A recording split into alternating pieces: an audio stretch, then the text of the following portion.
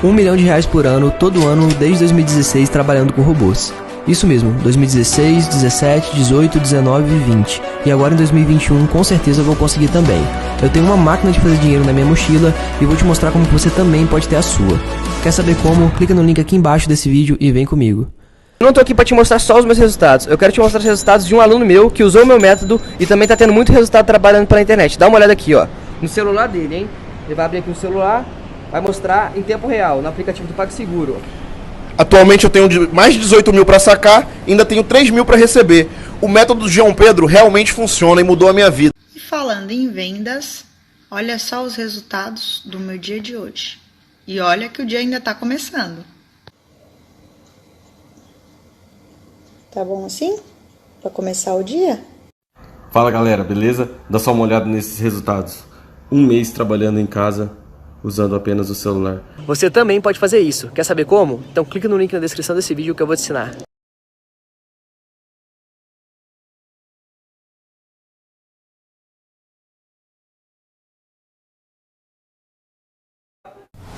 Minutos antes do jogo, todo detalhe é importante. Cada escolha, cada movimento. Para que a equipe funcione, tudo é pensado e planejado. Quando está todo mundo disponível, é muito fácil dizer qual é o time titular do Flamengo, porque os donos das posições são muito claros. Aqui na frente, por exemplo, é Bruno Henrique e Gabigol, os 11 do Rogério Ceni. Só que para o técnico esse número é bem maior, porque tem o Pedro, o Vitinho, o Michael, o Mateuzinho. O futebol, aquele futebol dos 11, já acabou faz tempo, aquele dos 11 caras que jogavam todos os jogos. Em determinados momentos vai fazer trocas, vai fazer alterações de um jogo para outro, vai jogar com uma equipe mesclada e vai conseguir bons resultados. Pedro é um caso especial. Tem média de 1 gol por jogo na temporada. Foram 7 em 7 partidas. Ficou 354 minutos em campo. Fez 1 gol a cada 50 minutos. Você pode ter certeza, o Pedro ele é titular. E te digo mais que dos últimos 3 jogos ele jogou 90 minutos em 2. Eu considero o Pedro como um jogador titular e importantíssimo para o Flamengo. Mas no jogo de hoje, contra a LDU pela Libertadores, o atacante deve ficar no banco. Poupado no estadual, Gabigol retorna. A tendência é que seja titular ao lado de Bruno Henrique. Além deles, o provável time deve ter Diego Alves, Isla, William Arão, Bruno Viana ou Gustavo Henrique e Felipe Luiz, João Gomes no lugar do Gerson, que está machucado, Diego, Everton Ribeiro e Arrascaeta. Jogo na altitude de 2.850 metros de Quito. Está sempre compacto e sair na hora certa nos contra-ataques e as oportunidades que aparecer, a gente tem que finalizar, matar e imprimir um ritmo forte também. Sereto, o Richard trouxe pra gente na matéria, né, as opções, que são várias opções do Rogério. Tem hoje 2 preocupações. Não joga o Rodrigo Caio na defesa, não joga o Gerson, um jogador importante ali do meio campo do Flamengo. Queria trazer o Campinho de volta pra gente aqui, porque o que foi treinado é o seguinte: o Diego Alves no gol, a linha de defesa com o Isla, Arão, e aí a dúvida entre Bruno Viana e Gustavo Henrique, com o Felipe Luiz também retornando, foi poupado no fim de semana. O João Gomes foi a escolha do Rogério, pelo menos em treinamento ao lado do Diego, e o quarteto já conhecido, Everton Ribeiro, Arrascaeta, o Gabi e o Bruno Henrique. Esse é o time, então, treinado com essa dúvida na defesa. Eu te pergunto, um jogo de altitude, a importância que tem um jogo de Libertadores. O Gomes já se credenciou pelo que fez até agora no Flamengo, no final de temporada passada e no início dessa, para assumir essa bronca, pensando no que vai ser o jogo lá em cima, ou talvez até essa passada do Arão de volta para volante e o Gustavo Henrique fazendo uma dupla com o Bruno Viana, podia ser também uma alternativa para o Rogério. Por onde passa uma melhor alternativa para esse jogo na altitude? Eu acho que o Rogério vai improvisar menos. A entrada do João Gomes, ele mexe em menos posições no time. E acho que nessa hora é importante facilitar, né? Até porque os zagueiros que têm entrado no time não tem se complicado muito, né? Seja o Bruno Viana, seja o Gustavo Henrique, o Léo Pereira, então nem se fala, porque fez papelão fora de campo também. Então quem tem entrado ali tem se complicado. Por isso o William Arão continua na zaga. mesmo que improvisado, na função de zagueiro, e o Rodrigo Caio é o titular absoluto, não vai poder jogar hoje. Agora, queria falar um pouco dessa declaração do Rogério Ceni, porque isso é conversa pra boi dormir, com todo respeito. Porque esse negócio de, não tem, futebol não tem mais 11 titulares, o Pedro hoje eu considero um titular. Bom, se o Pedro fosse titular, ele começaria jogando, para começo de conversa, porque hoje é o jogo que vale.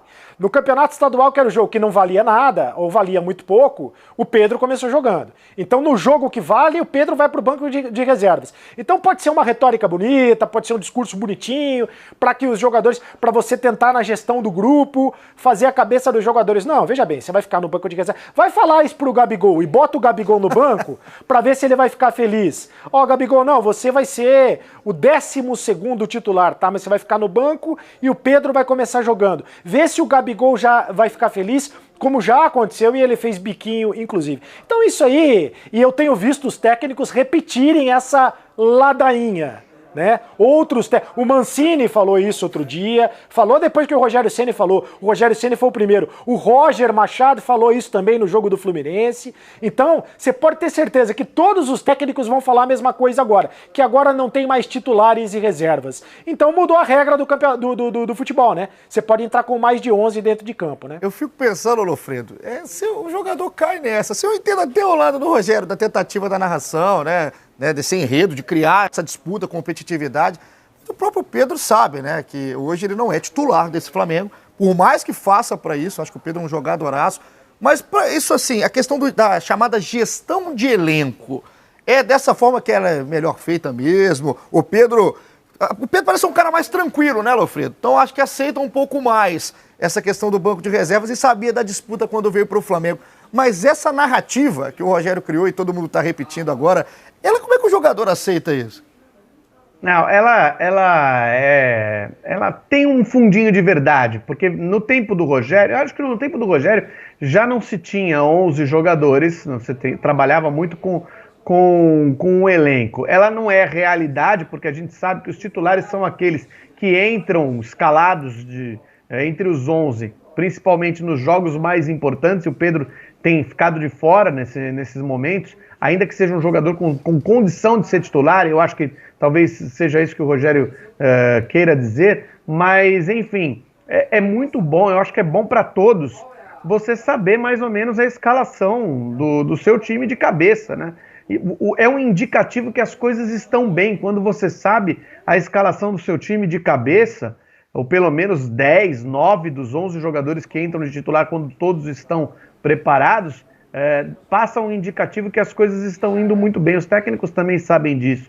Claro que eles querem valorizar o elenco, né? O Rogério jogou em grandes equipes e em equipes que eram fáceis de escalar, equipes que ganharam títulos e ficaram marcados na história, e que você conseguia escalar o time comumente com 1 ou 2 jogadores que eram importantes e que entravam mais naquela equipe, né? Mas enfim, eu acho que é retórica, mas eu acho que é uma retórica importante para o trabalho de um treinador, e não é de todo verdadeiro, mas tem um fundinho ali de verdade, porque principalmente agora com as 5 substituições você tem uma utilização maior do grupo de jogadores, e com o número de jogos que se faz, você acaba utilizando mais ainda esses jogadores. Então, para a manutenção do grupo, do astral do grupo, acaba sendo uma retórica importante, mas no final da história a gente sabe quem são os titulares do Flamengo. É aquele time que a gente consegue escalar de cabeça já praticamente há 2 anos, com 1 ou 2 mudanças que são ocasionais por conta de saídas de atletas ou de lesões eventuais. O Cereto, tem um evento que acontece em todo sorteio, né, de Libertadores, Sul-Americana. Quando sai a bolinha da LDU, todo mundo torce o nariz. Quer falar altitude? 2.800 metros, lá em Quito, o jogo hoje em La Casablanca. E claro, isso é sim um fator, interfere, né? O jogo muda um pouco. E aí hoje, além de tudo, além da altitude, ainda pode ter a maldita lei do ex no Flamengo, porque o atacante da LDU é o Christian Borja. Você lembra do Borja, Cereto? Christian Borja. Que não é aquele, que não é o do acabou a brincadeira. Aquele não acabou a brincadeira é Miguel Borja, o que jogou no Palmeiras, né? Esse é o Christian, e o que jogou no Palmeiras hoje está no Júnior Barranquilla. Isso. Né? Esse é o Christian Borja, ou Christian Martinez Borja, que passou pelo Flamengo, né? Em 2010, o torcedor do Flamengo que se lembra, lá em 2010, o Flamengo estava órfão de Wagner Love, do Adriano Imperador, o Borja veio, não deixou saudade nenhuma do torcedor do Flamengo, é verdade, só que agora mudou de nome e virou artilheiro, virou Christian Martinez, fez 2 em cima do Vélez, inclusive agora nessa Libertadores, e é o cara, preocupa Gustavo Henrique e Bruno Viana, Cereto? Ah, tem que preocupar, né? Tem que preocupar. Ele fez 7 gols em 11 jogos na temporada e fez 2 gols contra o Vélez. O Lofredo tá rindo, hein? Vou entregar que o Lofredo tá rindo. Não, é que eu pensei, a pergunta que você fez, eu fiquei pensando que o torcedor do Flamengo nesse momento se preocupa muito mais com o Bruno Viana e Gustavo Henrique do que com o próprio Borja. Exatamente. Tem que preocupar o trio, né? O Christian Martinez Borja, o Gustavo Henrique e o Bruno Viana.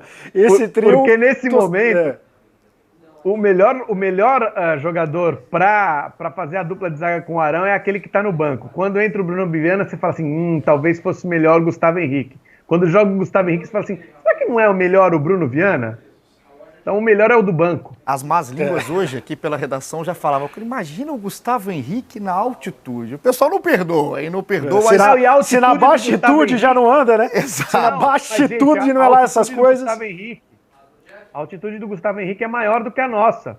Bom. Porque ele tá a 2.600 e tantos metros mais 2, que é a altura dele. Então hoje vai jogar no ar absolutamente rarefeito o Gustavo Henrique, se for escolhido aí pelo Rogério Ceni. O grupo G tem o Flamengo com 6 pontos, a LDU com 4, briga pela liderança, União La Calera de Jorge Valdívia com 1 e o Vélez Sarsfield do Manquejo. O Flamengo tá dando uma lei do ex aí nessa Libertadores, ainda não pontua.